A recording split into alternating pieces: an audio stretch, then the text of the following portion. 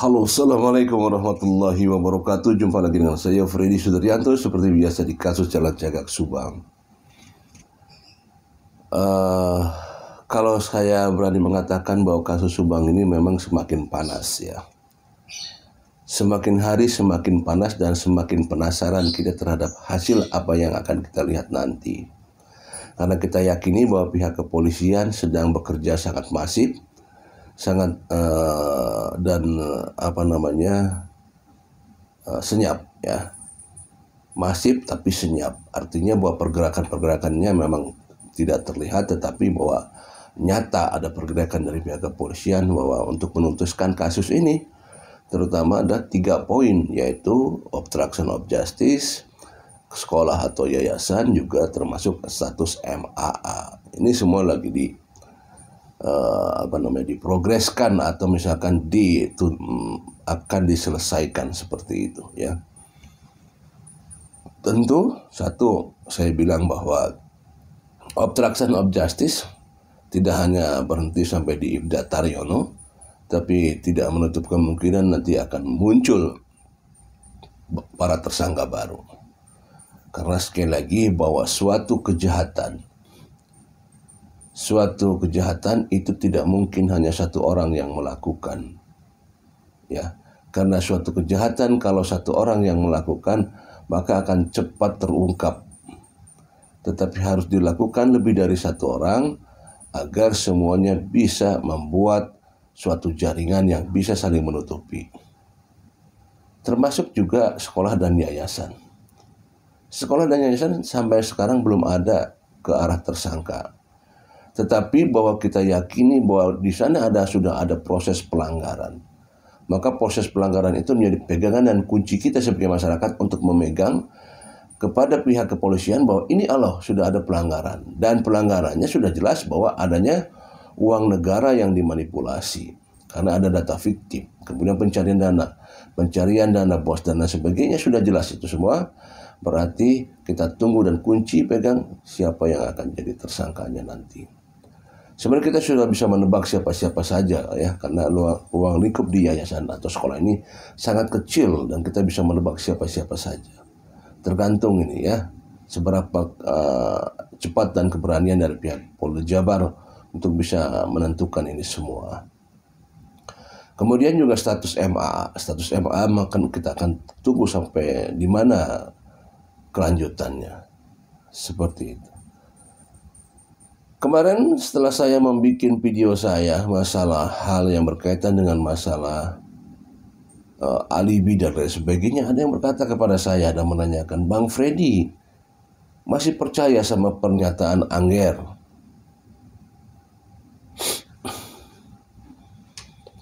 Bang Freddy masih percaya dengan pernyataan Angger, kata gitu. Saya tidak jawab ya. Saya hanya bisa menjawab demikian, bahwa kasus Subang ini, kalau kita mau bicara kasus Subang, ya kasus Subang ini lama sekali dan alot, 2 tahun lebih belum terungkap. Ya, kemudian bisa pecahnya pada saat ada pengakuan Ramdhanu. Sebuah pengakuan. Makanya kita tidak boleh apatis, kita tidak boleh mengkreditkan masalah pengakuan. Ya katanya bahwa ini tidak butuh pengakuan ini apalah segala. Tapi buktinya kasus Subang ini dibuka oleh sebuah pengakuan dari Ramdhanu. Sebuah pengakuan Ramdhanu dan langsung dituntaskan sekaligus atas dari pengakuan. Pernyataan sebuah pengakuan.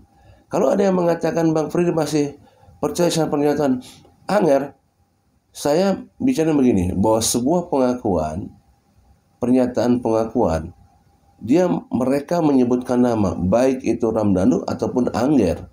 Mereka menyebutkan nama loh, nggak main-main, nggak menyebutkan clue atau apa, nggak, ini gamblang. Menyebutkan nama artinya ini kan penuh resiko. Ada keberanian dari orang tersebut. Sekarang masalah teknis yang katanya ada plang, kemudian apa dan lain sebagainya di Google Map ya. Silakan, itu nanti ahlinya yang mengerjakan ya. Tetapi kalau ditanya masalah pengakuan, ya kalau saya percaya saja. Kalau saya percaya, kenapa? Karena dia berani mengatakan itu, pasti ada sebuah keberanian. Anger Ibu Cici mengatakan bahwa ada pergerakan di sana. Ya kalau saya percaya saja. Kenapa? Karena mereka sudah menyebutkan nama. Artinya percaya saya itu karena mereka berani menyebutkan nama loh itu. Ya. Berarti kan mereka sudah siap dengan resikonya, dengan menyebutkan nama itu.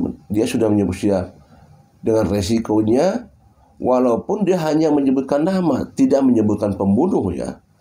Mereka hanya menyebutkan nama, bahwa di sana ada pergerakan seseorang, tidak menyebutkan pelaku, tapi hanya menyebutkan bahwa ada seseorang di sana. Seperti itu ya. Hanya menyebutkan nama bahwa ada seseorang di sana, pergerakannya. Kalau sudah percaya, saya percaya apa yang disampaikan. Tidak mungkin kalau ada plang, ya silakan saja, buktikan saja. Saya kira ini kan sudah masuk ranah. Kalau masalah plang tidak ada di fakta persidangan ya. Tetapi pernyataan Anger ada di fakta persidangan sama Ibu Cici. Silakan dikaji ulang. Silakan dibuat sebuah laporan kalau ada hal-hal yang memang tidak sesuai dengan fakta dan lain sebagainya. Jadi kalau kata saya bilang bahwa kalau saya masih percaya pernyataan Anger. Pernyataan Ramdhanu saya masih percaya karena Ramdhanu juga menyebutkan nama, tidak sembarangan. Ya. Ramdhanu menyebutkan nama, Anger menyebutkan nama. Kalau kita menyebutkan nama berarti itu kan penuh resiko yang diambil. Tidak main-main, ya. Jadi kita buktikan saja, semua hal yang menjadi ganjalan. Semua hal-hal yang menjadi ganjalan.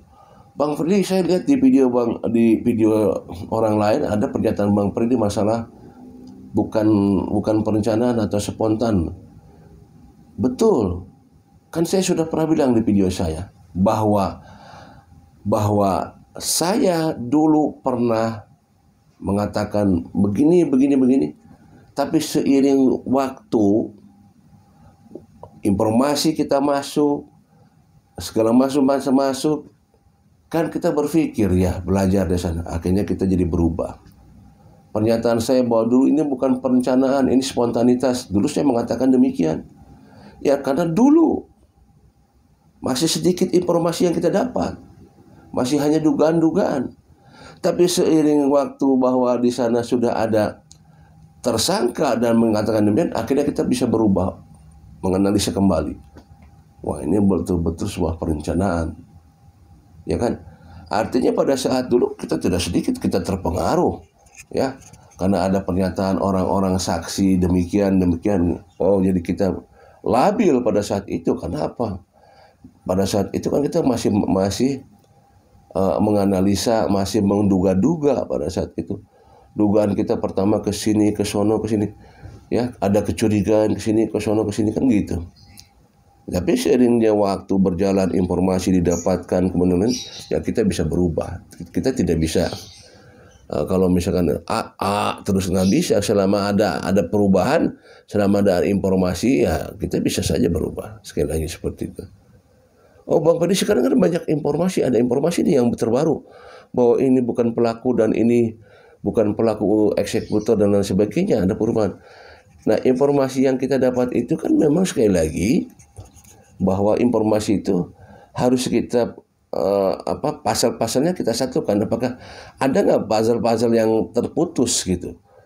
Kalau misalkan ini bukan pelaku eksekutor, ini bukan pelaku eksekutor, kemudian pasal-pasalnya nanti kita lihat apakah ada yang putus di tengah jalan apa tidak. Nah, baru kalau kita bisa misalkan katakan ada perubahan, dari segi mana kita ada perubahannya. Nah, itu kan seperti itu. Jadi kalau kita ada perubahan terhadap suatu pemikiran kita harus jelas dulu pasal-pasalnya nih. Apakah memang ini pasal-pasalnya ada runtutannya, ada cukup beralasan, nah baru kita bisa mengatakan pikiran kita berubah.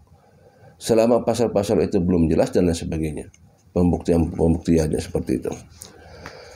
Nah, kemudian masalah apakah kedepannya nih, ini masih bulan September, kita masih ada harapan di bulan September ini, apakah akan ada tersangka baru?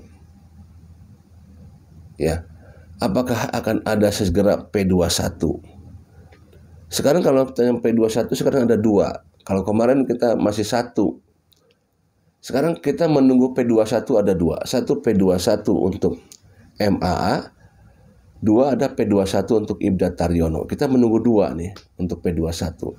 Sejauh mana langkah daripada pihak kepolisian? Apakah akan ada segera untuk P21 baik itu Ibu Mimin ataupun Ibda Taryono di obstruction of justice?